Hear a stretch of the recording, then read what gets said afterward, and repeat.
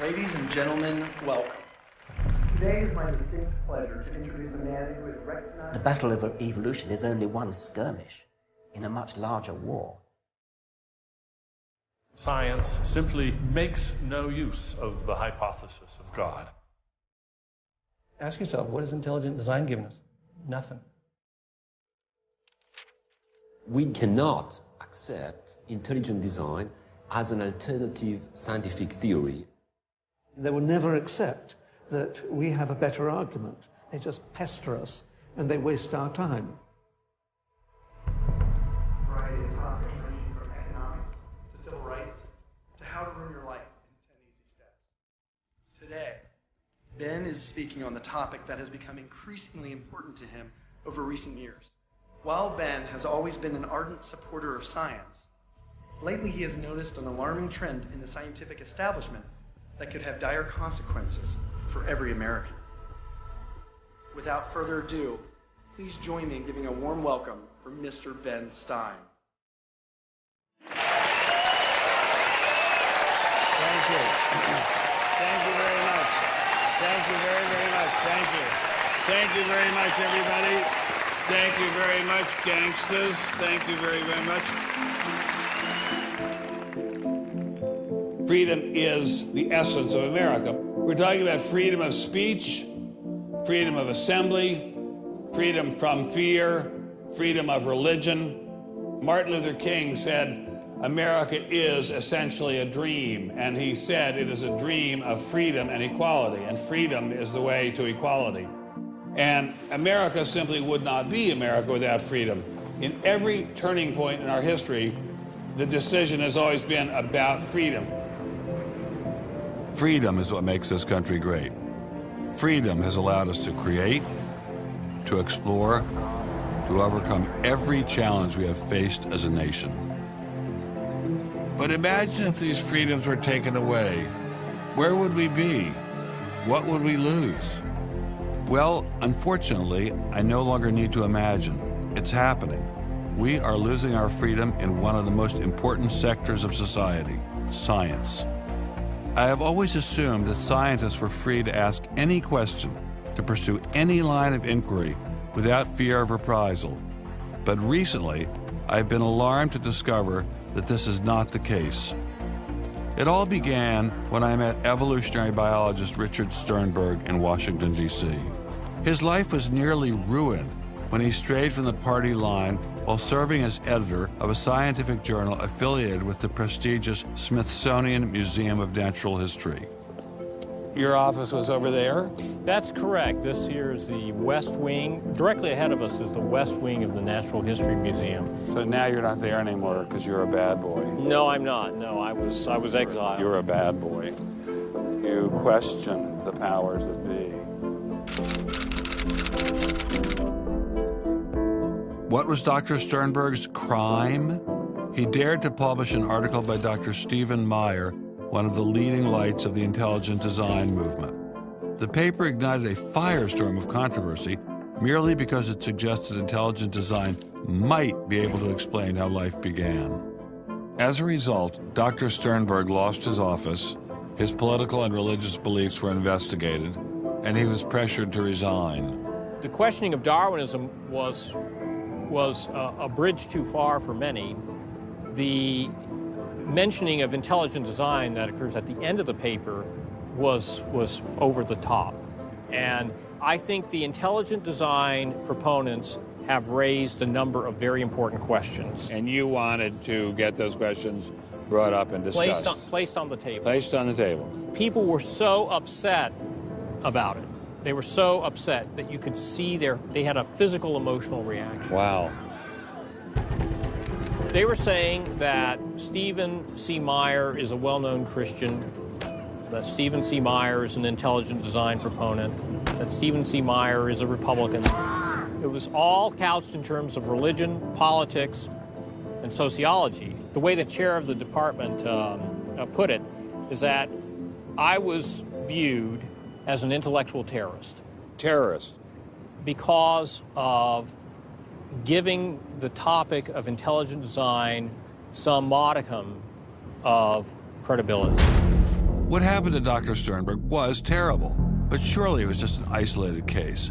I was still pretty skeptical, so naturally I checked in with the head of the Skeptics Society, Michael Shermer. So I can't prove there is no God or Yahweh in your case, any more than I can prove there is no Isis, Zeus, Apollo, Brahma, Ganesha, Mithras, Allah, or for that matter, the flying spaghetti monster. And think about just one thing. Why would the aliens look like this? Well, these are bipedal. Who drew that? Skepticism, it's not a position you take. It's just an approach to claims. So this one is called the borderlands of science, Yeah. where sense meets nonsense. Is intelligent design nonsense? Well, it's unproven, so in that sense, it's nonsense. So I would put it in the sort of shaded areas between good, solid science and total nonsense. You know, it's sort of 3/4 of the way toward the nonsense side. But you think, nevertheless, people should be allowed to speak about it and publish papers about it? They are free to write and publish and be heard in public forums and go to conferences just like everybody else does. Well, what if a person published something, say at the Smithsonian, in favor of intelligent design and then lost his job over it? And it had been peer-reviewed, and published, and then he lost his job over it anyway. What would happen? What do you think about that situation? I think that particular situation, there was something else going on. What was going on? I don't know. I mean, I don't know, because I don't know, but I think there had to be something. People don't get fired over something like that. You roll up your sleeves, you get to work, you do the research, you get your grants, you get your data, you publish, and you work your butt off, and that's how you get your theories taught. Well, but wait a minute. What if you try and roll up your sleeves and go to work and work your butt off, and they say, well, we're going to fire you if you even mention the word intelligent design? I don't think that's happening. Where is that happening? George Mason University. Throughout its 50-year history, our mission has remained clear: to prepare a diverse population of students to think and to grow in a climate of unbridled academic freedom. After Dr. Caroline Crocker simply mentioned intelligent design in her cell biology class at George Mason University, her promising academic career came to an abrupt end. My supervisor invited me into his office. He said, "I'm going to have to discipline you for teaching creationism." And I said, I mentioned intelligent design on a couple of slides, but I did not teach creationism. He said, "Nonetheless, you have to be disciplined." At the end of the semester, I lost my job. Not only did this well-loved professor lose her job at George Mason, she suddenly found herself blacklisted, unable to find a job anywhere. So whenever I interviewed for a job, I would be offered it, usually on the spot. Since this has happened, and since people can Google my name, I'm finding that when I send my credentials, I do get interviews, I get many interviews, but I never get offered a job. I don't tell them about my science sin. I was only trying to teach what the university stands for, which is academic freedom. There's nothing to be learned in neurosurgery by assuming an accidental origin for the parts of the brain that we work on. It wasn't just biologists who were feeling the Darwinist wrath. When neurosurgeon Michael Egnor wrote an essay to high school students saying doctors didn't need to study evolution in order to practice medicine, the Darwinists were quick to try and exterminate this new threat. A lot of people on a lot of blogs called me unprintable names that were printed. There are a lot of very, very nasty comments. Other people suggested that people call the university I work at and suggested perhaps it's time for me to retire. I realized when I kind of went public with my doubts about the adequacy of Darwin's theory that I would encounter criticism. What has amazed me is the viciousness and the sort of baseness of it.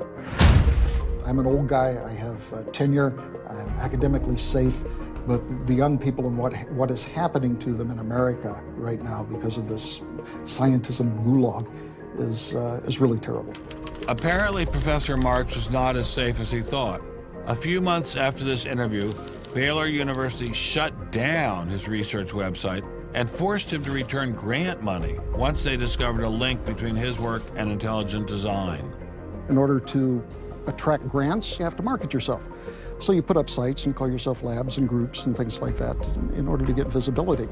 And in my entire experience in academia, I never went to any superior and asked them any permission to put up any of these labs. So the fact that this was singled out, let alone shut down, is jaw-dropping. It's astonishing. I have never been treated like this in my about 30 years in academia.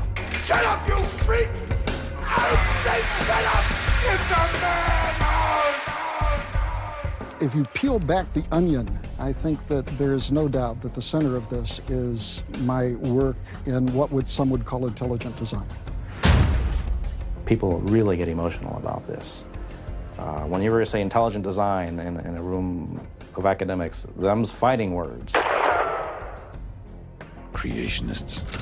Astronomer Guillermo Gonzalez found himself in a fierce shootout with Iowa State University following the publication of his book, arguing that the universe is intelligently designed.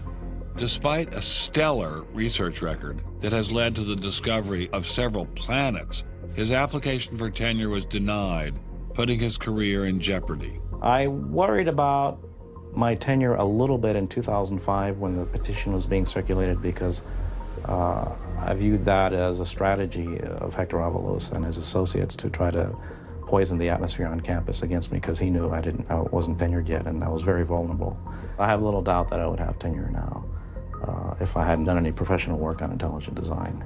Dr. Gonzalez had this advice for scientists who might be thinking about following his example. If they value their careers, they should keep quiet about their intelligent design views. We know there are times and places to be quiet, and other times and places when we can make noise if we want to. Will you show us? Of course. Boys and girls, how would you like to show some of the ways we know of being quiet? It's the kind of thing where you just learn to keep your mouth shut. In addition to those scientists who were willing to appear on camera, we encountered many more who didn't dare show their face for fear of losing their jobs. You use an intelligent design perspective to get the research done, but you're not allowed to talk about it in public. And so there is definitely incentive, if you think about it, for people to remain within the mainstream. You know, what's he up to? What is he thinking? Is he one of them? That kind of thing. If I write intelligent design, they hear creationism. They hear religious right. They hear theocracy. So it appears Mr. Shermer, the self-styled skeptic, was wrong on this one. Intelligent design was being suppressed in a systematic and ruthless fashion. But maybe intelligent design should be suppressed. I didn't like what was happening to these scientists, but on the other hand, we don't want our kids being taught that the Earth is flat or that the Holocaust never happened. It was time to ask the scientific establishment what was so bad about intelligent design. Intelligent design people are not genuine scientists. Intelligent design is a racket. It's just propaganda.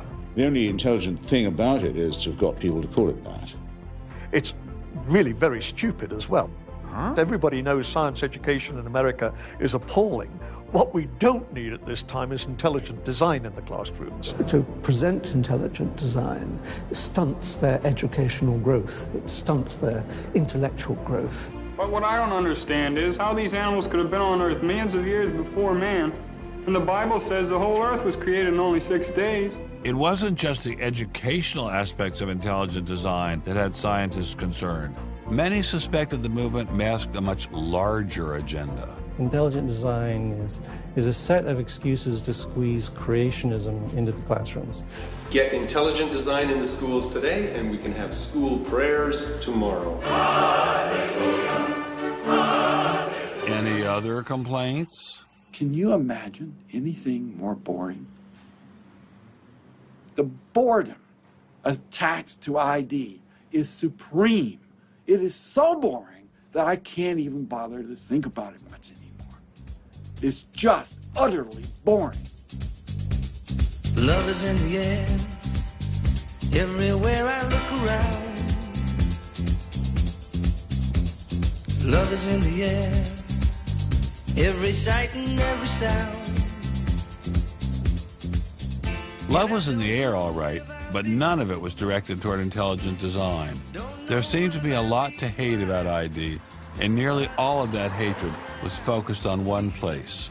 The people from the Discovery Institute, the people who are doing the intelligent design, they're all varnish and no product. The Discovery Institute is a propaganda mill. It's an institution designed to suck in money from religious investors and turn it into a sanitized, somewhat secular version of the creation story to get it into the schools. If they have a way of understanding nature that's superior to the one that we all are making lots of discoveries using, great. Bring it on.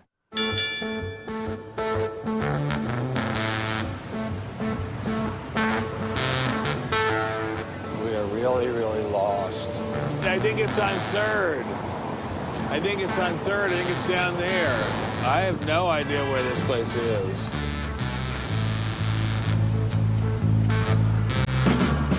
I guess I just keep walking. Do you have any idea where the Discovery Institute is? Have you ever heard of that? Never heard of it. Okay, thank you. How are you, sir? Good, yourself? Good. Do you have any idea where the Discovery Institute is? Not a clue. Discovery Institute. Thank you. It's very kind of you to offer. Welcome to Seattle. Thank you, sir. It's got to be this whole building.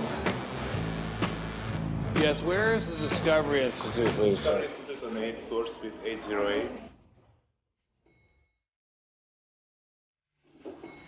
Okay, very good. Aha! Success at last. Aha! We found you. Are you Bruce Chapman? I am. How are you? I'm Ben Stein. Well, Very kind of you to have me here. Well, I'm delighted to meet you. Can I look around and see your offices? Absolutely. Do you just have this floor, or do you have several other floors as well? No, this is it. This is it? We've made an awful lot of trouble for being in such a small office. I thought it was going to be like the Pentagon. We're like the little boy that said the emperor has no clothes. And he didn't have a big organization either. When you go around and raise funds, your people are not saying to you, by the way, we're going to get all these scientists out of the classroom and put Christ back in the classroom. Well, I don't know that Christ has ever been in a science classroom. This is not a religious argument. This is something that people, we have fellows who are Jewish or agnostic or various other things. There are people, there are Muslim scientists, there are people of all kinds of backgrounds who agree that Darwin's theory has failed. And so why would you bring religion into it? You don't need religion. This is a red herring, and people who don't have an argument are reduced to throwing sand in your eyes. Well, if the Discovery Institute could get its wish about this subject, what would your wish be? Well, on this subject, as on others, we'd like people to be able to have a robust dialogue and even a debate where the evidence, the best evidence, in this case, the best scientific evidence is made available to people. Well, surely no one questions there should be a debate. Oh, yes, they do. They do? They say the debate has been settled. Well, that the issue's when settled. was the debate settled? Ben, I'd like you to talk to the scientists. You don't want to get your science from me. Mr. Chapman claimed ID had nothing to do with religion. So why was my first stop Biola University, formerly known as the Bible Institute of Los Angeles? Your own personal Jesus, someone to hear your prayers, someone who cares. Footnote in the history of science, your own Stonehenge was caused by intelligence. personal Jesus, remarkably stable in terms of all the knowledge. someone to hear your prayers, someone who's there.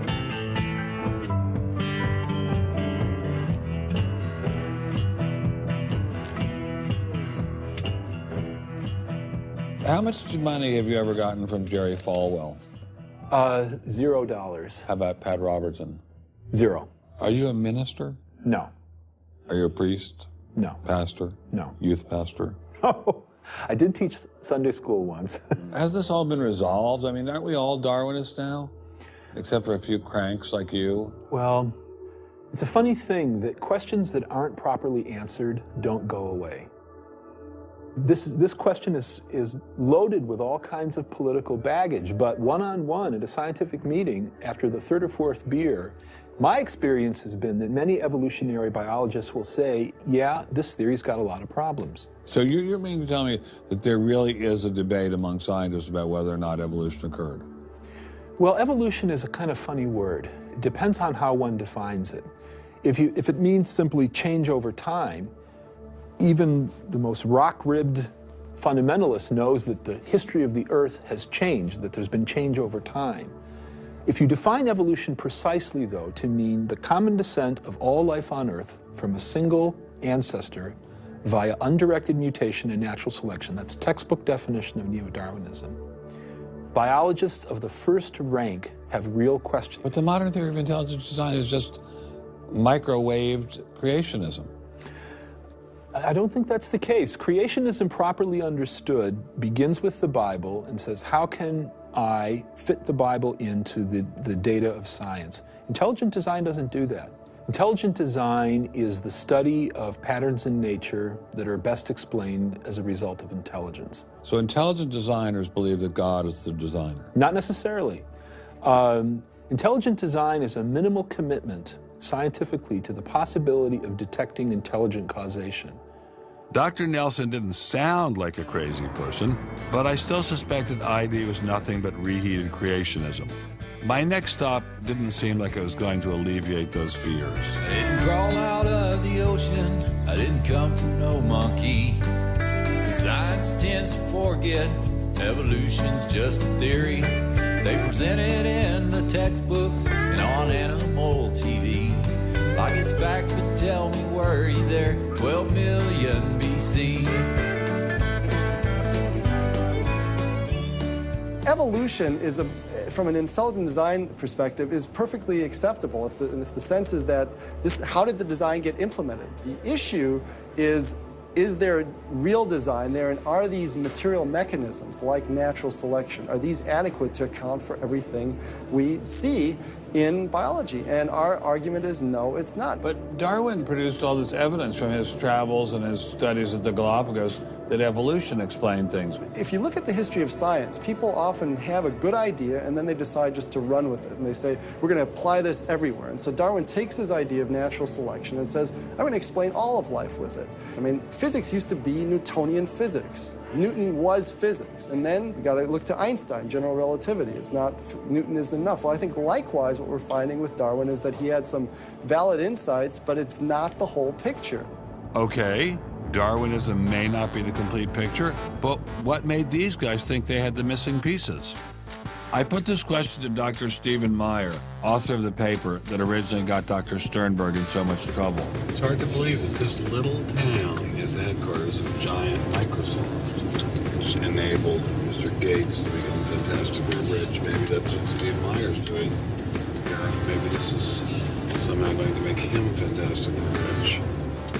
We'll pin him down like a butterfly on a butterfly board. A butterfly on a killing board. Coffee shop straight ahead. Newton is buried in the geniuses corner at Westminster Abbey, right? That's correct, yeah. Darwin is also buried in Westminster Abbey. Right, and so is Darwin. Right near each other, right? And you're here in Redmond in a little building without a sign, right? And you're obviously an incredibly smart guy, but how dare you challenge someone who's buried in the geniuses corner next to Newton at Westminster Abbey? Well, it may seem a little cheeky, but it's what scientists are supposed to do. When I was in Cambridge, one of my supervisors often advised us to beware the sound of one hand clapping, which was a way of saying if there's an argument on one side, there's bound to be an argument on the other. And what I found in studying the structure of the argument in The Origin of Species is that for every evidence-based argument for one of Darwin's two key propositions, there is an evidence-based counter-argument. Well, but is it a debate? I mean, there's just you and a couple of other guys in a dinky little office downtown, say, on one side, and there's the faculties of all the great universities of the world on the other side. Speaking with a great uniform and authoritative voice. Right. Yeah. Well, in any case, the debate really isn't going to be settled by numbers. It's going to be settled by the evidence and the arguments. While I was still in Bill Gates country, Dr. Meyer recommended I check in with molecular biologist Jonathan Wells. What kind of names do they call you? Creationist. What do you say back to them when they say you're a creationist? Well, I usually don't get the opportunity. What's at stake for you personally here? First of all, I love science. I think the way Darwinism corrupts the evidence, distorts the evidence, is bad for science. Well, the other scientists would tell you to just shut up if you love science, okay? Because you're sort of being a bomb thrower into science. I am upsetting the apple cart, and I think it deserves to be upset in this case. Why? Because the evidence is being distorted to prop up a theory that I think doesn't fit it. Was Darwinism really that bad? Perhaps a change of scenery would give me a fresh perspective. Quand je t'ai vu au coin de la rue, tout est vide, j'ai cru que tous les deux, sous le ciel bleu, nous serions très heureux.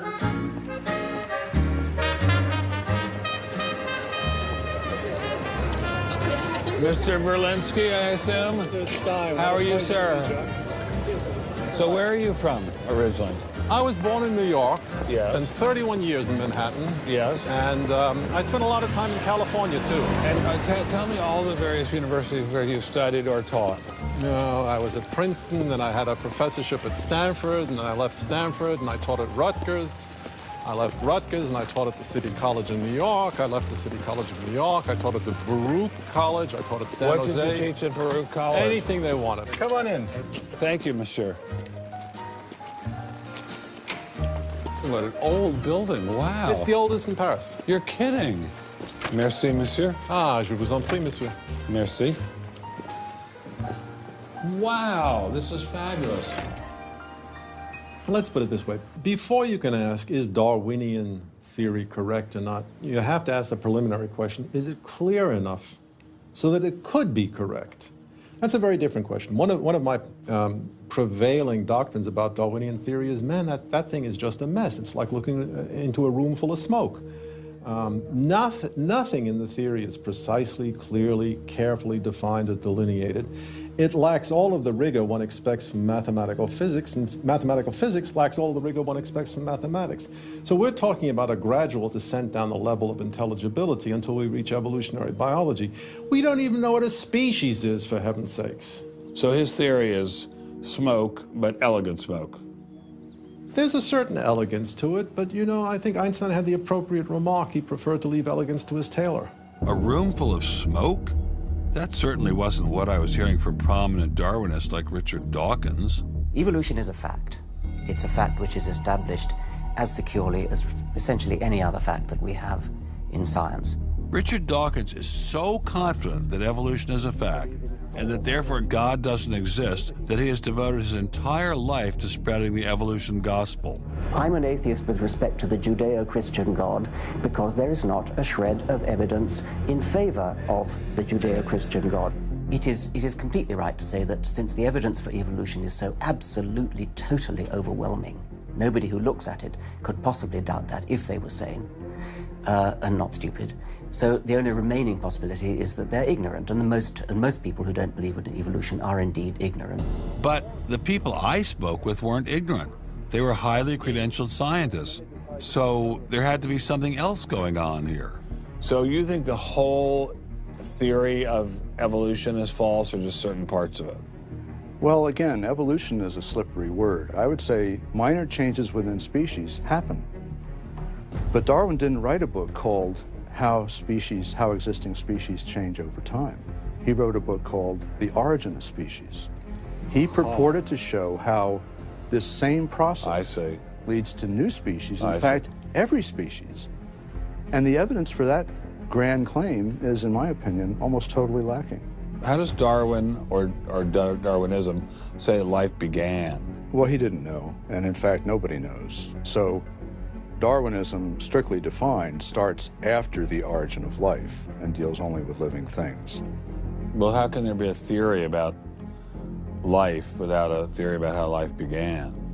Well, a grand overarching evolutionary story, of course, does include the origin of life, but Darwin's theory doesn't begin until you have the first cell. Well, does someone have a theory about how life began?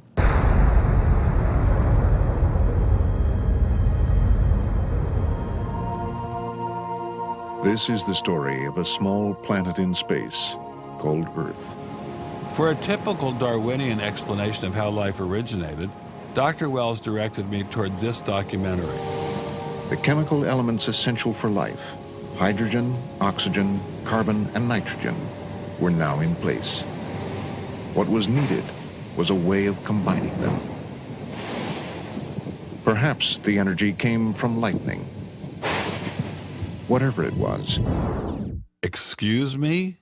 Whatever it was, energy managed to arrange these chemical ingredients in just the right way. Whatever it was? I was hoping for something a little more scientific. The most popular idea has been that life emerged spontaneously from primordial soup. In 1953, Stanley Miller mixed water, methane, ammonia, and hydrogen to simulate the early Earth's atmosphere. Then he ran electricity through it in an attempt to jumpstart life. It's alive! It's alive! It didn't work. While the initial results seemed promising, 50 years later, most serious scientists have abandoned this approach in favor of alternate theories. Prominent Darwinist Michael Roos attempted to explain one of them to me. He wasn't kidding. How did we get from an inorganic world to the world of the cell? Well, one popular theory is that it might have started off on the backs of crystals. My crystal ball. Molecules piggybacked on the back of crystals forming, and that this led to more and more complex. But of course, the nice thing about crystals is every now and then you get mistakes, mutations, and that this opens the way for natural selection. But at one point there was not a living thing, and then there was a living thing. How did that happen? Well, this is I've just told you.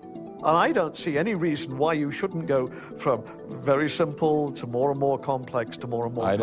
I don't either, but I don't know how you get from mud to a living cell. That's my question. Yes, well, I've told you. I think it's on the back try of one more crystals. time. On the backs of crystals. On the backs of crystals is at least one hypothesis, yes. So that's your theory, and you think that is more likely and less far-fetched than intelligent design? I think it is. I wouldn't put Ben Stein's money on Dr. Roos's joyriding crystals, but it did make me wonder, what were the chances of life arising on its own? It's been speculated that probably there would have to be a minimum of about 250 proteins to provide minimal life function. If that's really true, then I think it's almost inconceivable that life could have happened in some simple step-by-step way. Okay, so the simplest form of life requires at least 250 proteins to function. What's so difficult about that? Welcome to the Casino of Life. Who wants to spin for a chance to win? Oh, sure. I'll give it a shot. What do I win? Take a look at this. Huh?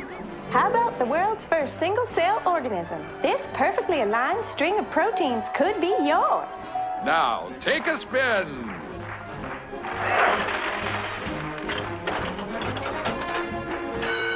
I won. Tina, tell him how many times he needs to do that to win the prize. 250. That's right, folks, and all in the correct order. But that's impossible. We've heard that before, haven't we, Richard? Come on, Mother Nature, do your thing. You stupid machine! I hate you!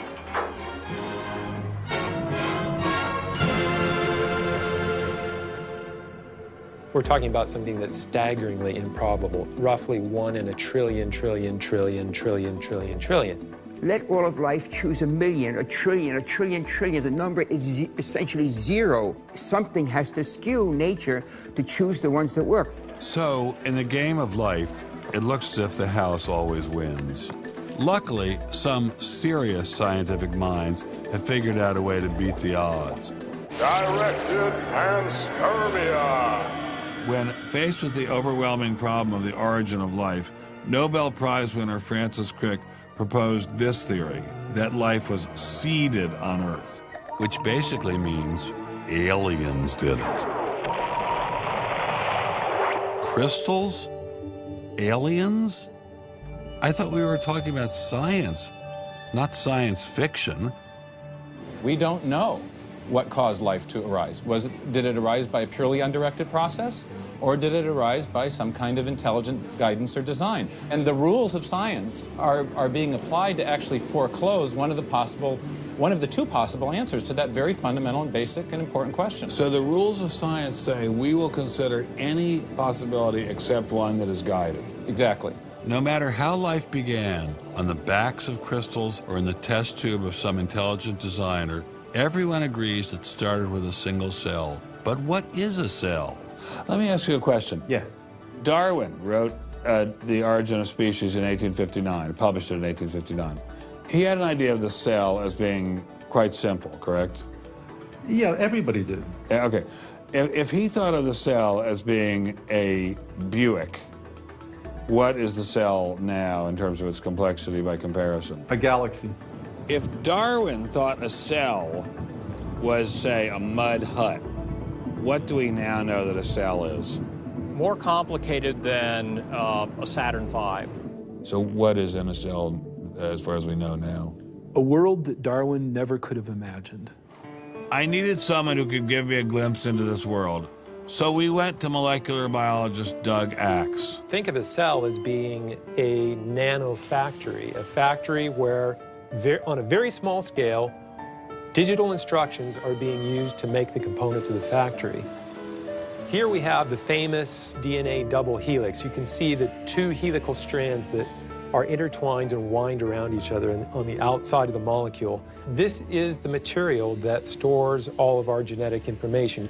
In higher life forms, this will be the equivalent of something like a gigabyte of information stored in the molecules that form the individual chromosomes, all packed within the nucleus, which is a tiny fraction of the entire cell size.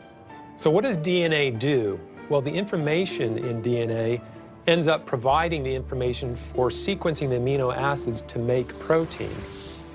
We have information in a one-dimensional form that provides the information for a three-dimensional form.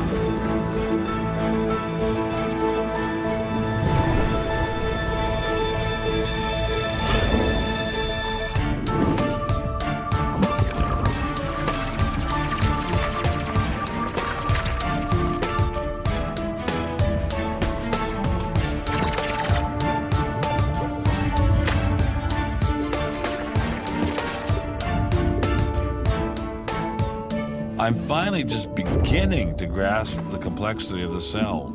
Are there systems within the cell that go well beyond Darwinian evolution? Some type of cellular technology that drives adaptation, replication, quality control, and repair? What if these new mechanisms have massive design implications? Well, I say, so be it. The cell really is like nothing we've ever seen in the physical world. That's got to be firmly grasped. That's not something we can just say, oh, well, it's just a little bit more of the same old, same old. It's not the same old, same old. We are finding is that there's information that's in the cell that cannot be accounted for in terms of these undirected material causes. So there's, it has to be. And so there's some other, so it has to be an information source. So one of the key questions faced by modern biology is, where do you get information from? Well, Darwin assumed that the increase in information comes from natural selection. But natural selection reduces genetic information, and we know this from all the genetic population studies that we have. And where does the new genetic information going to come from? Well, that's the big question. So when we find information in the DNA molecule, the most likely explanation is that it too had an intelligent source. I mean, we need engineering principles to understand these systems, okay? I mean, it's only because of our advancements in nanotechnology that we can even begin to appreciate these systems. But using intelligent design didn't seem to stop the scientists I spoke with, so why all the controversy? Suppose we find, simply as a matter of fact, that our scientific inquiries point in one direction. Which is that there is an intelligent creator. Why should we eliminate that from discussion? Streng verboten? How come? Why? Streng verboten.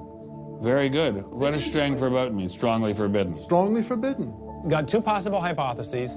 You've got a wall through the middle of through your brain, in effect, through your thinking. You say, well, you can't consider anything on this side of the wall. Only hypotheses on this side of the wall are permissible for consideration. What about academic freedom? I mean, can't we just talk about this? Their reply is that science is not a democratic process. Oh, really? And that there is a consensus view. But wait a minute, we are to subscribe to the wait a second, view. but Darwin challenged the consensus view, and that's how we got Darwinism. If Darwin wanted to challenge the consensus today, how would he do it? Science isn't a hobby for rich aristocrats anymore. It's a multi-billion-dollar industry. And if you want a piece of the pie, you've got to be a good comrade. Scientific ideas. How we get them to you, the people. Every idea must be inspected to ensure that it is safe.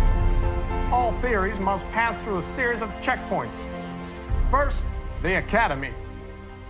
Getting a controversial theory through the Academy can be dangerous. Few people know this better than Congressman Mark Souder.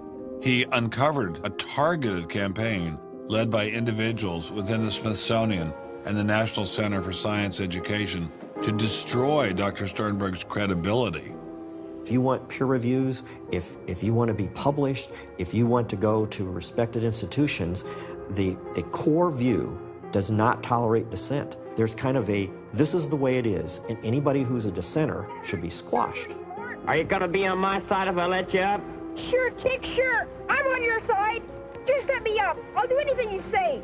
Souder isn't the only one who has witnessed the Academy's tactics. Journalist Larry Witham has seen similar behavior during his 25 years of covering the evolution controversy. Once you're thick in science, you can't question the paradigm. But if you want to get grants, if you want to be elected to high positions, if you want to get awards as a promoter of public education of science, you can't question the paradigm. People cannot be trusted to form their own opinions. This business about open-mindedness is nonsense. Why is the scientific establishment so afraid of free speech? There is this fear that if one aspect of the theory is closely scrutinized, there's going to be an unraveling. Who are you? Oh, I am the great and powerful Wizard of Oz. I interviewed dozens and dozens of scientists, and when they're amongst each other or talking to a journalist who they trust, they'll speak about, you know, it's incredibly complex, or molecular biology is in a crisis. But publicly, they can't say that. Keeping a keen eye on the Academy, our various watchdog organizations. Listen to Eugenie Scott of the National Center for Science Education. The NCSE has been at the heart of virtually every evolution controversy over the past 25 years, vigorously defending the Darwinian gospel. We have had a lot of business, unfortunately, at NCSE in the last few years, because virtually every state in which science education standards has come up for consideration has had a big fight about the coverage of evolution in them. NCSE was started by a group of scientists and teachers who were very concerned because in the late 70s and early 80s there were a lot of attempts to pass equal time for creation science and evolution laws. And clearly this is something that neither scientists nor teachers liked. It wasn't exactly help the creationists are coming, but it's, you know, kind of along those lines. Most scientists just throw up their hands and say, creationists, they drive me crazy, you know, you handle it. And we've worked a lot with science education organizations. The most important group we work with is members of the faith community, because the best kept secret in this controversy is that Catholics and mainstream Protestants are okay on evolution. Are you sure about that, Eugenie? Liberal Christians have been fighting with conservative Christians for so long that they'll side with anybody against the fundamentalists. And Eugenie Scott says, well, welcome over. There's a kind of science defense lobby, or an evolution defense lobby in particular. They are mostly atheists, but they are desperately wanting to be friendly to mainstream, sensible religious people. And the way you do that is to tell them that there's no incompatibility between science and religion. But is there really an incompatibility? Can't we believe in God and Darwin? Implicit in most evolutionary theory is that either there's no God or God can't have any role in it. So naturally, as many evolutionists will say, it's the strongest engine for atheism. If they called me as a witness, and a lawyer said, Dr. Dawkins, has your belief in evolution, has your study of evolution turned you towards atheism? I would have to say yes. And that's the worst possible thing I could say for winning that court case. So people like me are bad news for the science lobby, the evolution lobby. By the way, I'm being a hell of a lot more frank and honest in this interview than many people in this field would be. Working hard to keep ideas in check are our friends in the media. Morning, paper. Paper, mister? The tendency of the media is to side with the establishment because they inherently agree with the establishment. Eugenie Scott, my understanding is that there is not a single peer-reviewed article out there that supports intelligent design. Am I wrong? You are not wrong. You are correct. I believe that we get coverage, but we always get coverage like we're the outsider, not like it's an even debate. But instead of merely reporting news, he analyzes it, often expressing his personal opinions. We constantly deal with reporters who refuse even to report the correct definition of intelligent design. They, over and over again, talk about life is so complex, God must have done it. Just admit it, it's religion. It's very simple. You just can't, it's religion. It's a wanton distortion of our position. Study desk.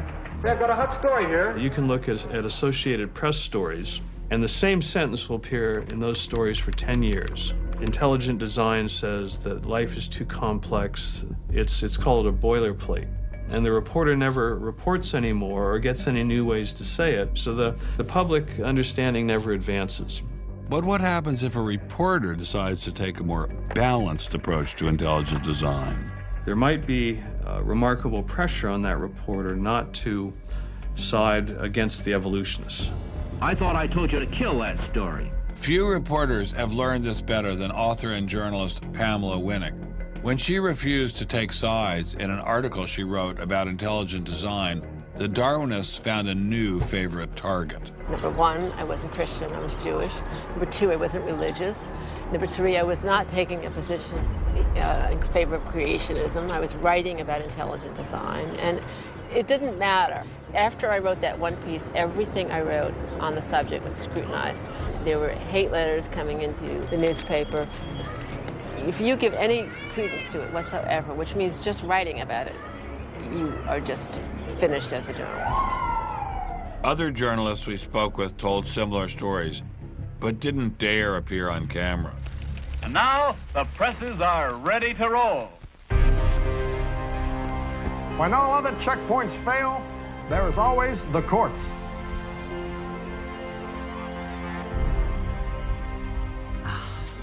We have spent an enormous amount of time trying to prove to the court what everybody already knows, that intelligent design is a particular religious belief. But I thought scientific questions were settled by the evidence, not by taking people to court and suing them. How do other countries deal with such disputes? Dr. Marcy Giertuk, a population geneticist who now represents Poland in the European Parliament, was able to shed some light on this topic. The censorship of teaching criticism of evolution is and always was much stronger in, say, in your country, in the United States, than it ever was in Poland. Why? Why would the censorship? That is because you have a political correctness in your country. These issues are brought to court, and the court says what you can and what you cannot teach. We want to know what you teach, what books you use, how you teach it. We never had that sort of way of deciding scientific issues in Poland. We never had the courts involved.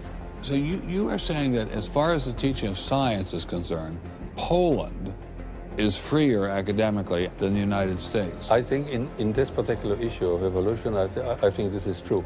But how effective are the courts in deciding such matters? What about the general idea that intelligent design is doomed as a result of several recent legal setbacks? I think court cases don't decide anything. I mean, if you look at the Scopes trial, who won that trial? It wasn't the evolutionists. I mean, it was the Tennessee law was upheld, barring evolution.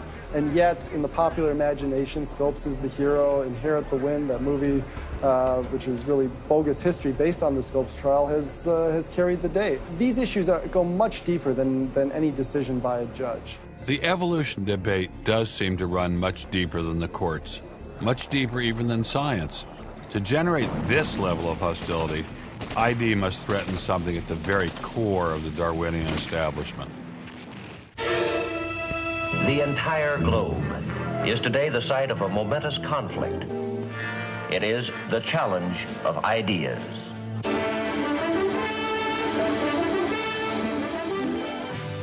I'm Edward R. Murrow. For a little while, I would like to review with you the great conflict of our times, one which demands and must get the attention and the involvement of each one of us. This conflict over the principles of evolution has become a religious war.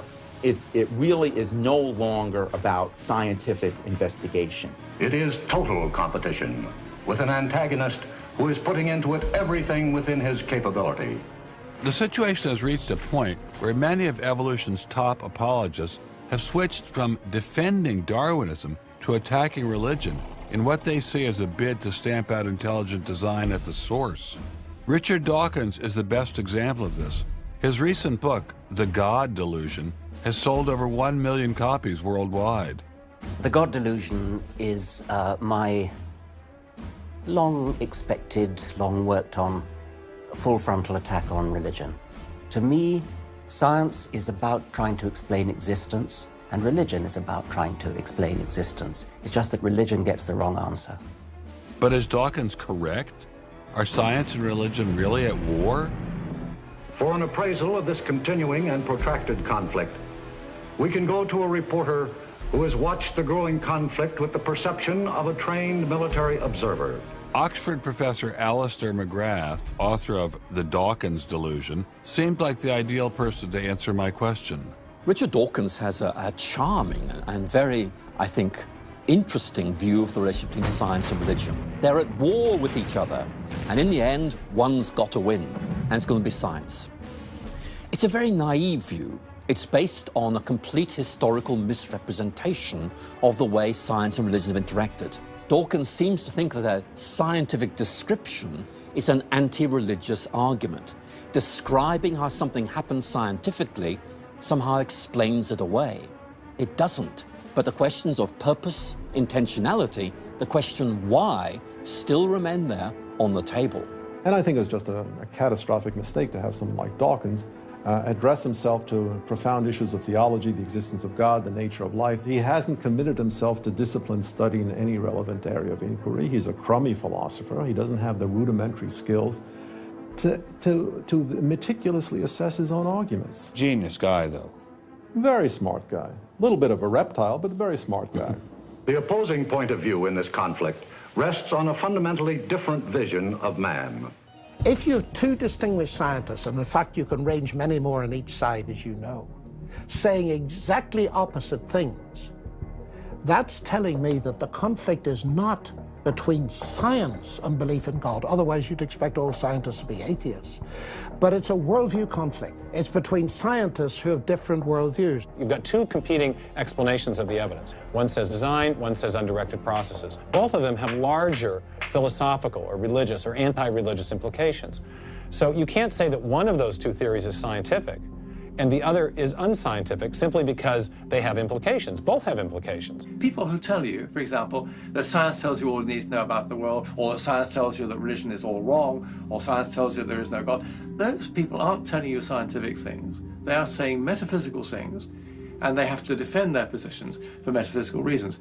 What is being presented to the public is, first comes the science, and then comes the worldview. I would want to argue that that may not be the case, that it may actually be the other way around, that the worldview comes first and is influencing the interpretation of science. My deep regret is some people are so deeply entrenched in their own worldviews that they will simply not countenance alternatives. I'm actually a person of the left. I'm not even a particularly religious person. I think of myself as a kind of humanist. And I think it's sending a very bad message to religious people who are interested in science, that in some sense, in order to do science credibly, they have to leave their religious beliefs at the door. The founders of early modern science, Sir Isaac Newton, Robert Boyle, Johannes Kepler, Galileo, most of these early scientists all not only believed in God, but they thought their belief in God actually made it easier to do science. You can be religiously motivated and you can do good science. And they have more often gone together than not gone together. Admitting our biases is the best way towards rational discussion, which I would welcome. Rational debate is a nice thought, but it's nearly impossible in the current climate. I'd seen the chilling effect that this unquestioning devotion to Darwinism has had on science, but were there other consequences? No gods, no life after death, no ultimate foundation for ethics, no ultimate meaning in life, and no human free will are all deeply connected to an evolutionary perspective. You're here today and you're gone tomorrow, and that's all there is to it. Dr. Will Provine, professor of the history of biology at Cornell University, gave us another disturbing glimpse into where Darwinism can lead. Oh, I was a Christian, but I never heard anything about evolution because it was illegal to teach it in Tennessee. Dr. Provine's first biology professor changed all that. He started talking about evolution as if it had no design in it whatsoever. And I came up to him and I said, "You've left out the most important part." And he said, "If you feel the same way at the end of one quarter, I want you to stand up in front of the students in this class and tell them this deep lack in evolution." And I read that book so carefully, and I could find no sign of there being any design whatsoever in evolution. And I immediately began to doubt the existence of a deity.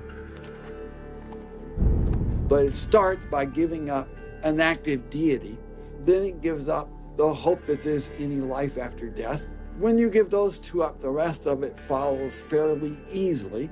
You give up the hope that there's an immanent morality. And finally, there's no human free will. If you believe in evolution, you can't hope for there being any free will. There's no hope whatsoever of there being any deep meaning in human life. We live, we die, and we're gone. We're absolutely gone when we die. Dr. Provine is no stranger to the prospect of death. Nearly a decade ago, he was diagnosed with a large brain tumor. Let's suppose my tumor comes back, as it almost certainly will. Well, I'm not going to sit around like my older brother did last year, and he was dying of ALS, Lou Gehrig's disease. He wanted desperately to die, but we couldn't help him die. I don't want to die like that. I'm going to shoot myself in the head long before then. I'm going to do something different. I hope these are empty words for my friend, Dr. Provine, because shortly after this interview was recorded, he learned his brain tumor had returned. I don't feel one bit bad about holding the views that I do. There's not anything in the views I hold that makes me, oh, I wish I had free will, or, oh, I wish there were a God. I don't ever wish that. Dr. Provine's deconversion story was typical amongst the Darwinists we interviewed. Biologist P.Z. Myers, who runs the pro-Darwin anti-religion blog Pharyngula, says science eroded his faith as well. I never hated religion. I found religion quite comfortable, and I liked the people in it. What led to the atheism was learning more about science, learning more about the natural world, and seeing these horrible conflicts with religion. And it was then, when I discovered evolution, when I discovered Darwinism, that I realized there's this magnificently elegant, stunningly elegant explanation, which I didn't quite understand to begin with. When I did understand it, then that finally killed off my remaining religious faith. After hearing these stories, I was not surprised to discover that most evolutionary biologists share Professor Dawkins' views. It appears Darwinism does lead to atheism, despite what Eugenie Scott would have us believe. And if you separate out the ethical message from religion, what have you got left? You got a bunch of fairy tales, right? I think that God is about as unlikely as fairies, angels, hobgoblins, etc. Religion, I mean, it's just fantasy, basically. It's completely empty of any explanatory content. And it's evil as well. Half the people in this country think that drugs is what you have to regulate to make us safer, and half the people think guns. That's what you got to regulate to make us safer. But I always think if you're going to regulate one thing that has the most potential to cause death and destruction, religion. You got to start with religion, and religion is an idea that gives some people comfort, and we don't want to take it away from them. It's like knitting. People like to knit. You know, we're not going to take their knitting needles away. We're not going to take away their churches. But what we have to do is get it to a place where religion is treated at the level it should be treated. That is something fun that people get together and do on the weekend and really doesn't affect their life as much as it has been so far. So what would the world look like if Dr. Myers got his wish? Greater science literacy, which is going to lead to the erosion of religion. And then we'll get this nice positive feedback mechanism going, where as religion slowly fades away, we get more and more science to replace it. And that will displace more and more religion, which will allow more and more science in. And we'll eventually get to that point where religion has taken that appropriate place as a side dish rather than the main course. But will eradicating religion really lead to a modern utopia? Let me try to imagine that, and let's let history be our guide.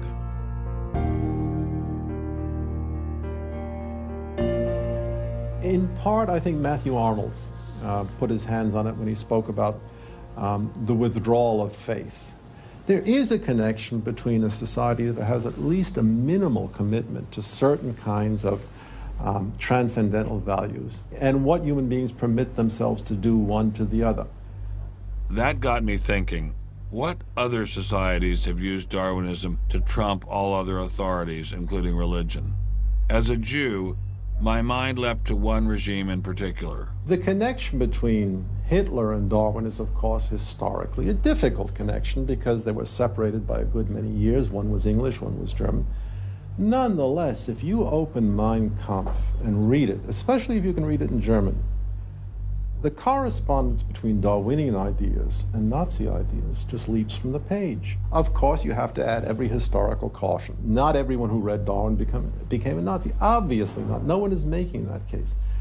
Darwinism is not a sufficient condition for a phenomenon like Nazism, but I think it's certainly a necessary one. This was a connection I had to explore personally.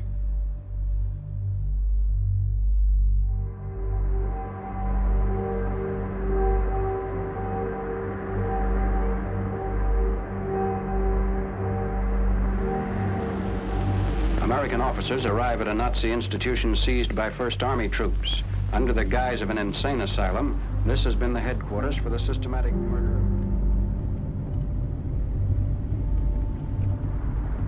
So what is this place? During the Second World War, 15,000 people were killed here. Why were they killed? They were killed because they were people with handicaps. Why kill them? What's the point of killing them? People who were not able to work, people who were not able to live by themselves, that they were useless eaters. Useless eaters. And life unworthy of living. This idea grew up in the 20s. So long before National Socialism, biologists, anthropologists, they thought that maybe mankind could, or the government could interfere into the growth of the population. I see. And they had the utopia that they would have a society without illness and without handicap. Alles Lebensschwache geht in der Natur unfehlbar zugrunde. Wir Menschen haben gegen dieses Gesetz der natürlichen Auslese in den letzten Jahrzehnten furchtbar gesündigt.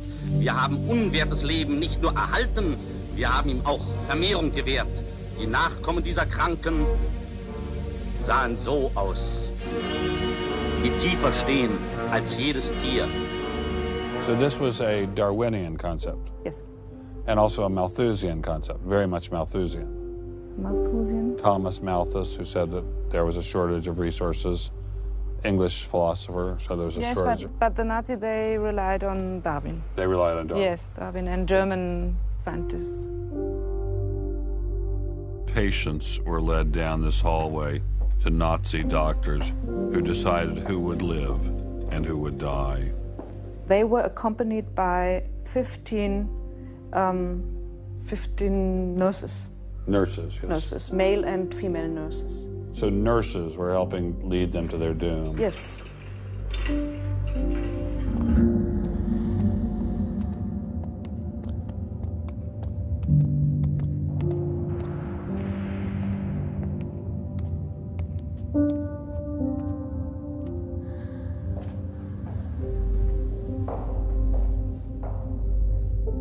So were the prisoners told they were taking a shower? Yes, they were taking a shower, and here was 1 or 2 showers. So how many people were brought into this room? 60 to 70.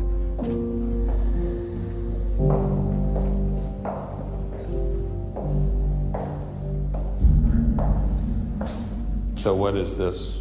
This is the dissection table. Do you ever think to yourself, the sane ones were the ones lying here having their brains removed? The insane one was Dr. Gorgas and all the other people No, did? no, I don't think that, because I think those people who killed here, they were very sane, because they had their purposes. They had purposes? Yes. I don't think they were insane.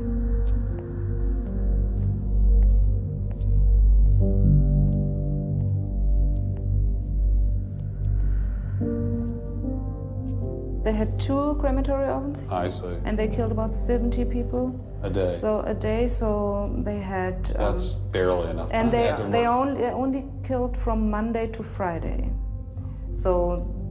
Because the people who were doing the killing needed to have the weekend off. If you met Dr. Gorgas today, what would you say to him? I don't know.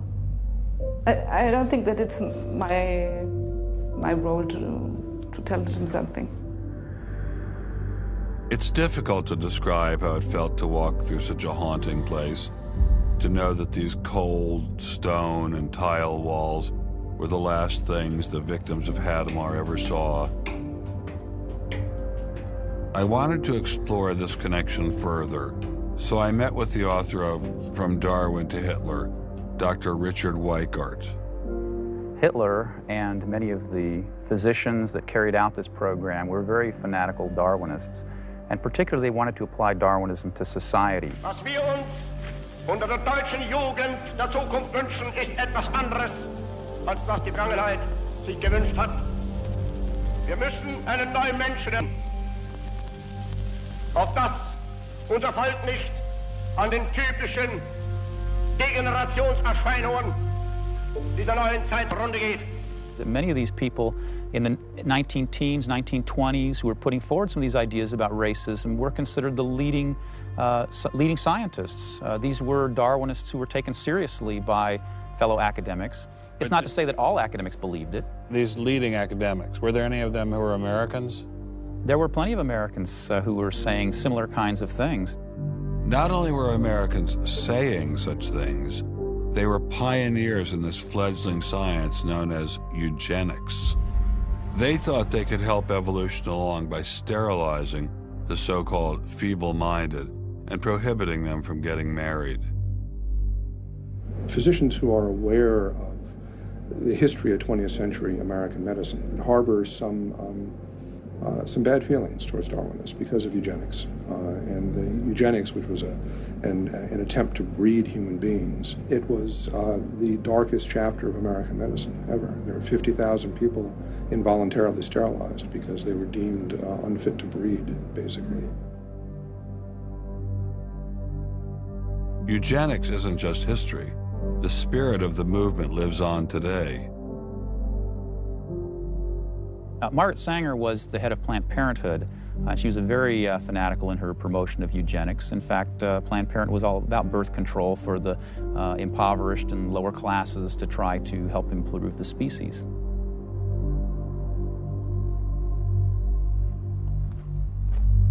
From Hadamar, I traveled with Dr. Weikart to Dachau, where the Nazis applied the ideas of eugenics on a massive mechanistic scale.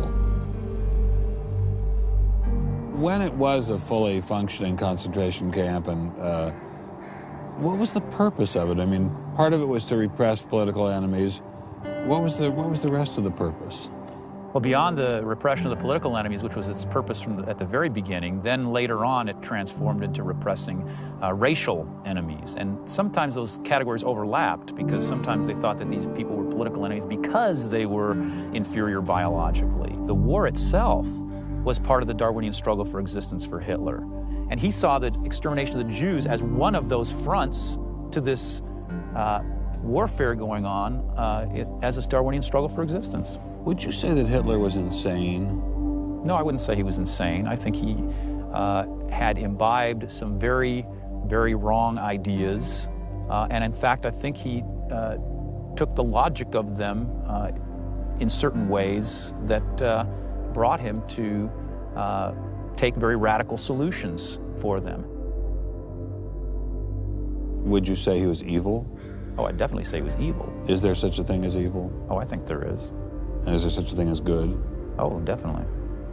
And evil can sometimes be rationalized as science. Oh, sure. And evil can sometimes be when it's rationalized as science, and I think when it's rationalized in this particular way in particular, I think Hitler thought he was doing good. He thought he was doing good? Oh, I think so. He thought he was benefiting humanity by driving evolution forward and creating a better humanity.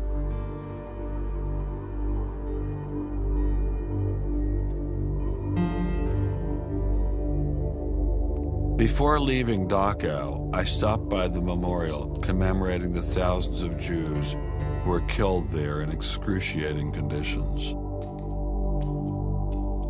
I know that Darwinism does not automatically equate to Nazism. But if Darwinism inspired and justified such horrific events in the past, could it be used to rationalize similar initiatives today?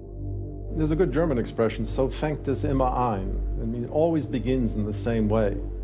something to remember in the context of United States discussions of euthanasia and abortion. It always begins in the same way. There seems to be an excellent argument for getting rid of useless people by killing them. Or at least it seems excellent to the people advancing the argument. It's a love affair with death, and the euthanasia and this movement going on, which I find appalling. And the idea is that immediately rid our society of anybody who might be a drain, and think of people in economic terms. And I think that's where some of the Darwin fits in. Actually, it's just a devaluing of human life. First of all, if you take seriously that evolution has to do with the transition of life forms, and that life and death are just natural processes, then one gets to be liberal about abortion and euthanasia. All of those kinds of ideas seem to me follow very naturally from a Darwinian perspective, a deprivileging of human beings, basically. And I think that people who want to endorse Darwinism have to sort of take this kind of viewpoint very seriously. And when we see an elite, and it is an elite that controls essentially all the research money in science, saying there is no such thing as moral truth, science will not be related to religion. I mean, it's essentially official policy of the National Academy of Science that religion and science will not be related. I mean, hey, that cuts off a lot of debate, doesn't it? What's going to happen if this doesn't change? Well, I think we're watching it happen, aren't we? I needed time to think, so I traveled to the birthplace of this idea.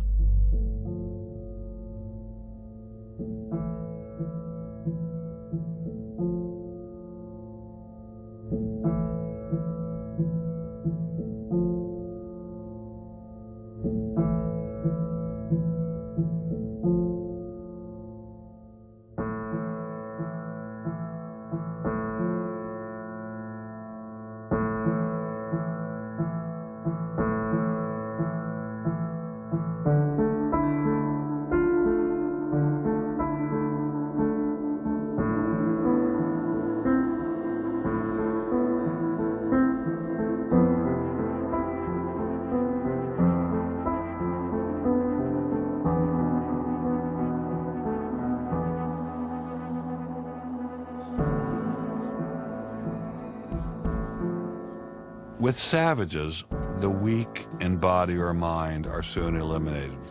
We civilized men, on the other hand, do our utmost to check the process of elimination. We build asylums for the imbecile, the maimed, and the sick. Thus, the weak members of civilized societies propagate their kind.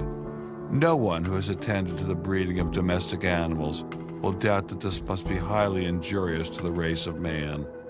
Hardly anyone is so ignorant as to allow his worst animals to breed. Charles Darwin, The Descent of Man, 1871.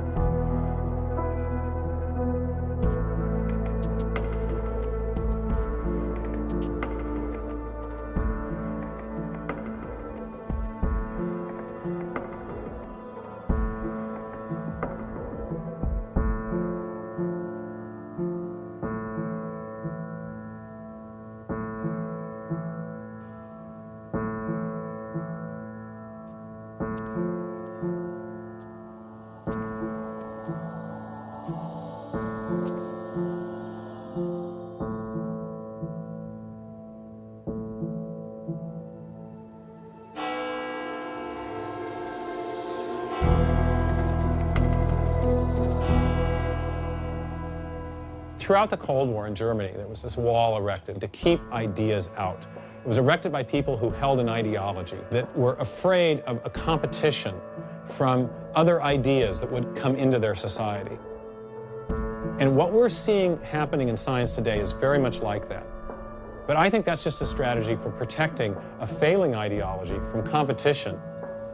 America didn't become the great nation that it is by suppressing ideas. It progressed by allowing freedom of speech and freedom of inquiry. Thomas Jefferson got it right when he wrote, "We hold these truths to be self-evident, that all men are created equal, that they are endowed by their Creator with certain unalienable rights, that among these are life, liberty, and the pursuit of happiness." Hundreds of thousands of Americans have given their lives to protect these values, but now they're under threat once again. It wasn't just scientists who were being expelled. It was freedom itself, the very foundation of the American dream, the very foundation of America. If we allowed freedom to be expelled in science, where would it end? The Darwinian establishment is so massive and so entrenched, it appears impenetrable. I couldn't bring it down myself, but I could at least confront those who had expelled the scientists I'd met. What would you say if you had Eugenie Scott sitting next to you? What would you say to her? I would ask her, by what authority does she and those like her presume to declare what is and is not science? You know, he's sort of made himself martyr of the day. They've gotten a lot of mileage out of, you know, poor Rick Sternberg. And we got lip service from the leadership of the Smithsonian, but I didn't feel they ever followed through.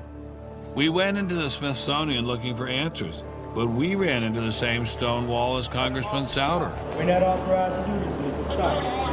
Come on down to the office with you, please.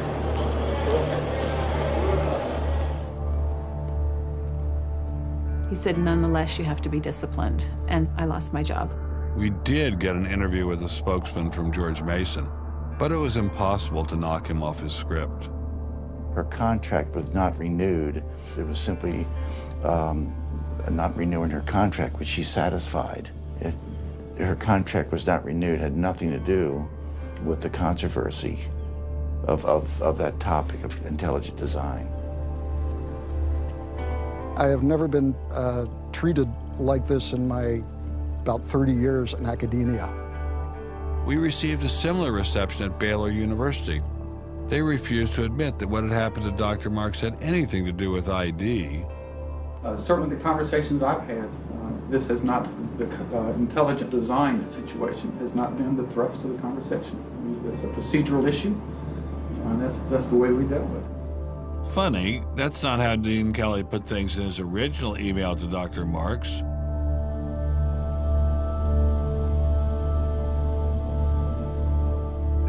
I'm not mixing my religion with my science. The questions that I ask in my intelligent design research are perfectly legitimate scientific questions.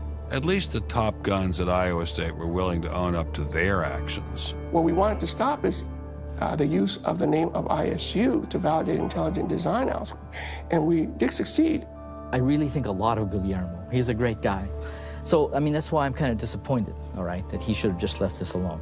So, in my opinion, should have just left it alone. Dr. Hauptmann elaborated further on his great regard for Gonzalez. This is quoting an email from you to Mr. Avalos.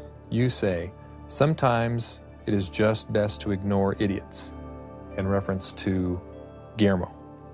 And then the religious nutcases should be challenged at every opportunity. Yeah, because, for example, you... in that case, I'm thinking more of, say, the creationist crowd who claims that God put all the animals on an ark and that's it, all right? That's where all of our animals came from today. That's crazy, okay? You shouldn't be insulting even children with that kind of thing. So these are the idiots, all right? They've always been around. They've always been around. Going after the perpetrators in each of these cases wasn't getting me anywhere. So I reconnected with Dr. Berlinski and Dr. Schroeder to see if they had any advice.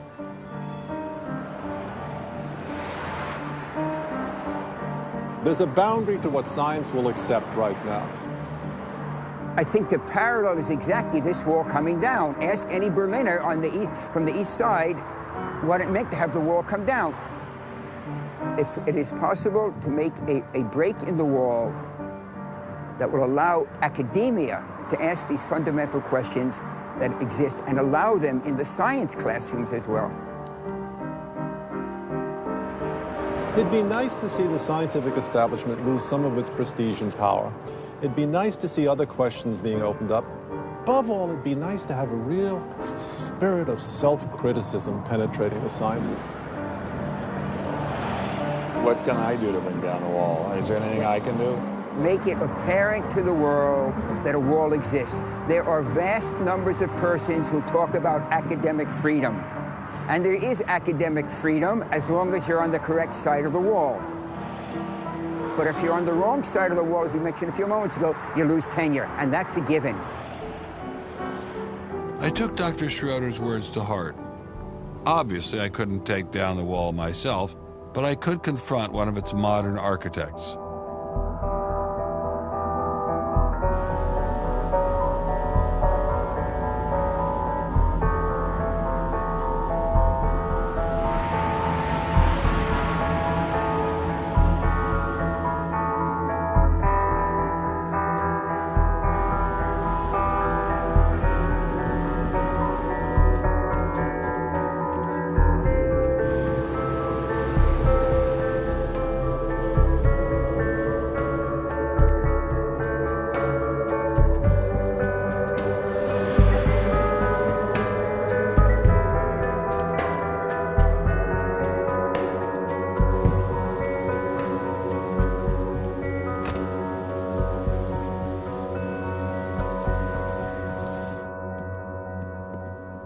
Hello, Professor Dawkins. How are you?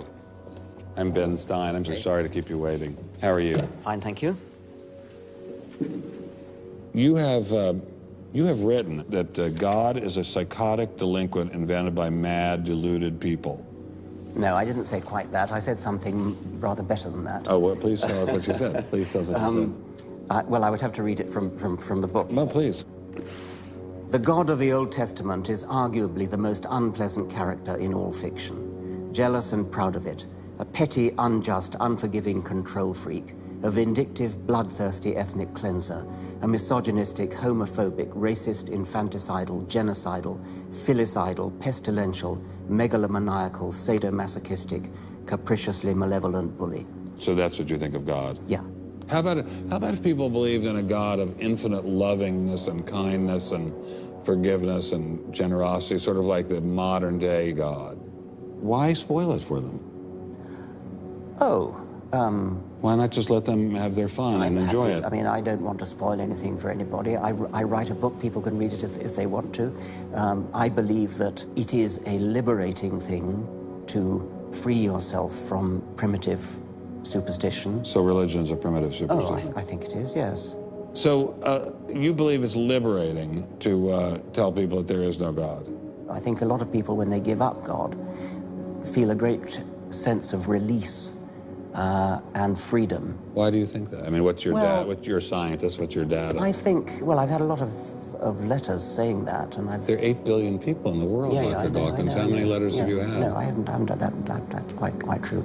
Professor Dawkins seemed so convinced that God doesn't exist that I wondered if he would be willing to put a number on it.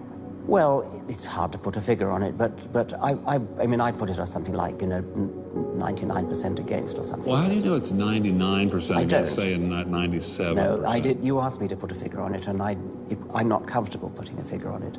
I think I just think it's very unlikely. What? But you couldn't put a number on it? No, of course not. So it could be 49%. Well, it would be. I mean, I think it's unlikely, and it's quite far from 50%. How do you know? I don't know. I mean, I put an argument in the book. Well, then who did create the heavens and the earth? Why do you use the word who? You see, you immediately beg the question by using the word who. Well, then how did it get created? Well, by a very slow process. Well, how did it start? Nobody knows how it started. We know the kind of event that it must have been. We know the sort of event that must have happened for the origin of life. And what was that? It was the origin of the first self-replicating molecule. Right, and how did that happen? I told you we don't know. So you have no idea how it started? No. Nor has anybody. Nor has anyone else. What do you think is the possibility that intelligent design might turn out to be the answer to some issues in genetics or in evolution? It could come about in the following way. It could be that at some earlier time, somewhere in the universe, a civilization evolved by probably some kind of Darwinian means to a very, very high level of technology and designed a form of life that they seeded onto, perhaps this planet. Now, that is a possibility and an intriguing possibility. And I suppose it's possible that you might find evidence for that if you look at the details of biochemistry, molecular biology. You might find a signature of some sort of designer. Wait a second. Richard Dawkins thought intelligent design might be a legitimate pursuit? And that designer could well be a higher intelligence from elsewhere in the universe. Well, but that higher intelligence would itself have had to have come about by some explicable or ultimately explicable process. It couldn't have just jumped into existence spontaneously. That's the point. So Professor Dawkins was not against intelligent design, just certain types of designers, such as God. So the Hebrew God, the God of the Old Testament, he doesn't exist in your view? Certainly. I mean, that would be a very unpleasant prospect. And the Holy Trinity of the New Testament, nothing like that. Do you believe in any of the Hindu gods? Like Vishnu? How can you ask such a question? You don't, right? How could I? I mean, why would I, given that I don't believe in any others? You don't believe in the Muslim God? No. I mean, why do you even need to ask? Well, I just wanted to be sure. So you don't believe in any God anywhere? Any God anywhere would be completely incompatible with anything that I've said I assume. Yeah. I just wanted to make sure. You don't believe in any God anywhere? No. What if after you died you ran into God? He said, what have you been doing, Richard? I mean, what have you been doing? I've been trying to be nice to you. Yeah. I gave you a multi-million-dollar paycheck over and over again with your book, and look what you did. Bertrand Russell had that point put to him, and he said something like, "Sir, why did you take such pains to hide yourself?" But if the intelligent design people are right, God isn't hidden. We may even be able to encounter God through science, if we have the freedom to go there. What could be more intriguing than that?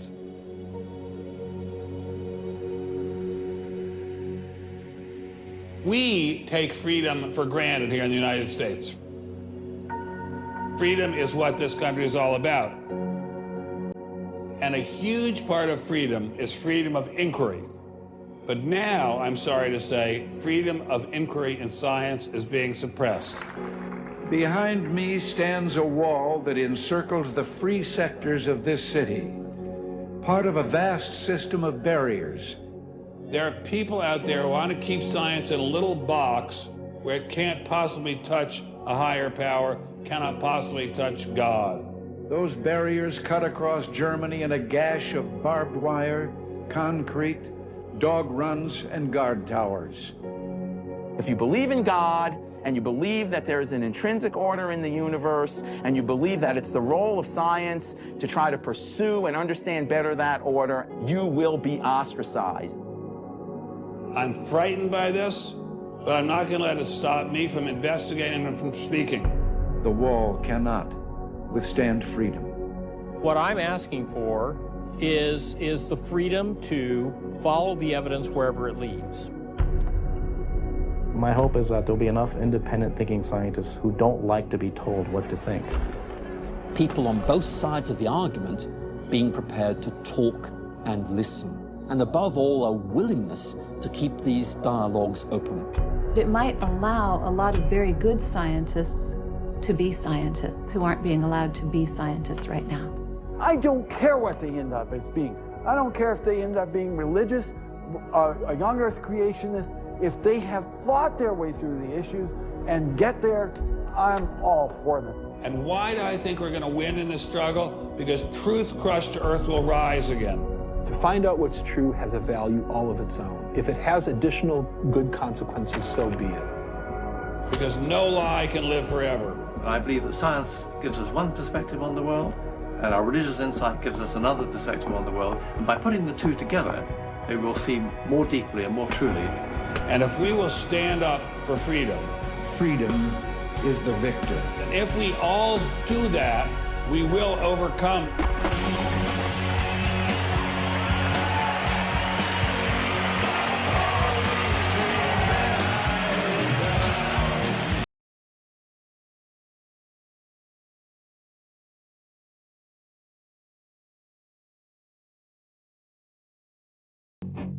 I've taken a first step by speaking out on this issue. But if the wall is to come down, we all have to do our part. Some of you will pay a heavy price for speaking out. You may even lose your job. I guarantee you'll get hate email. But if you don't get involved, will anyone be left to carry